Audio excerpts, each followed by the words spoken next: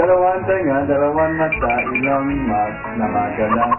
Malilinis ng tisip, malilinis ng simat, masarap ikay. Puting dila, nagsasabing, wag pang sinonggaling. This test was like little kids songs. I still had fun with it and teach me, and we made it. I feel like I just need to really learn the language to be able to sing it correctly. But otherwise, it's fun. Tong tong tong tong pakitong titong alimango sa dagat. Malaki at masarap, mahirap mahuli sapagkat nangangagat. Tong tong tong. Game na game naman po talaga siya. Nakita naman po natin na 100% nag-perform siya. Coming in at 6-1, you're gorgeous!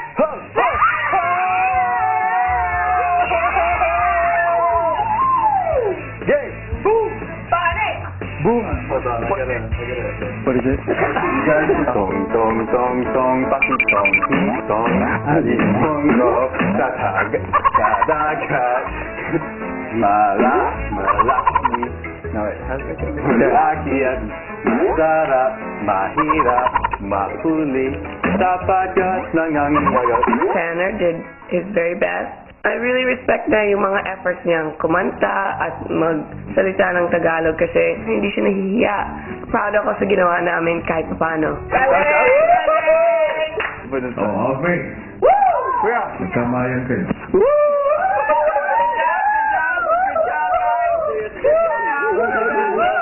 Tapos magpakitang gilas ni Tanner at Edward, pinag-usapan na ng mga hurado ang kanilang magiging desisyon. Diba nandun ang creativity, masaya, unique, yung parang ganun. At mas tere. Yun yung criteria, kaya yun susundin natin. Ano sila, fighting spirit. Hindi natin akalain na ganoon. Parang feel na feel niya. Marami siyang pagkasama.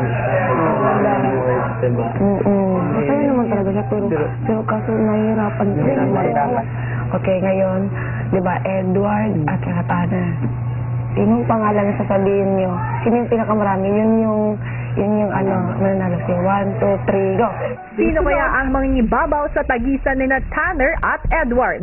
Ang resulta at ang masayang premyo ng nanalong grupo sa pagbabalik ng PBB Lucky Season 7, mga kwento ng housemates ni Kuya. Mas magtanghalang dalawang grupo, inanunsyo na ng mga hurado ang kanilang desisyon. Yung totoo sasabihin ko. Sa first unit siya sa mata kung kahit sinong tao magtitingin. Sa second group po, kahit lang siya, okay talaga siya.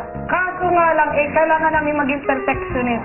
Doon na kami na yung balakid.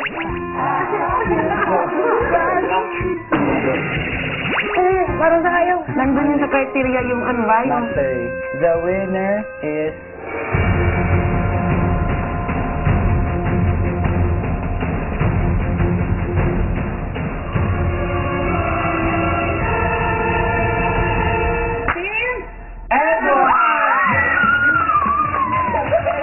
beginning, if I were told to do that, I would be so nervous and so shy.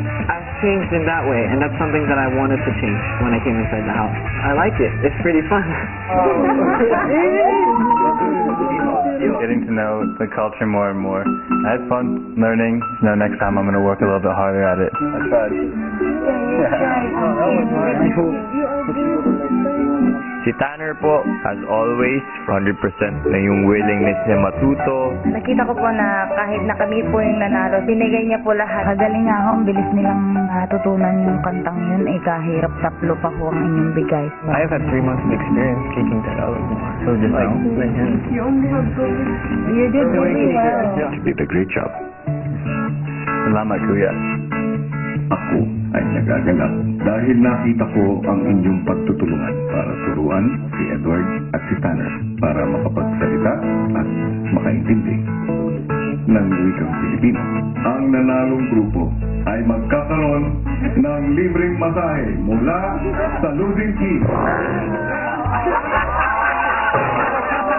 Congratulations!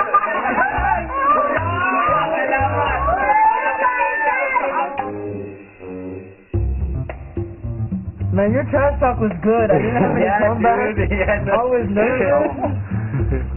I like the prize. Tanner's actually very good at massaging, so my back's good. Really. I'm happy. Now I'm really wishing we won. Ang cute nito niya. Tito eh. Parang sarap. Sarap ka ba ni Basila eh? Alright. Sobrang masarap po, kuya. Swerte. Ano pa kailangan nakataya din? Ay, marunong siya. Antok ba? Oo, kung makatulog ka, gigising na. Wow, sir. Galing ni ko agad. Kasi what, lugi na nga ang customer. Hindi ako maalam.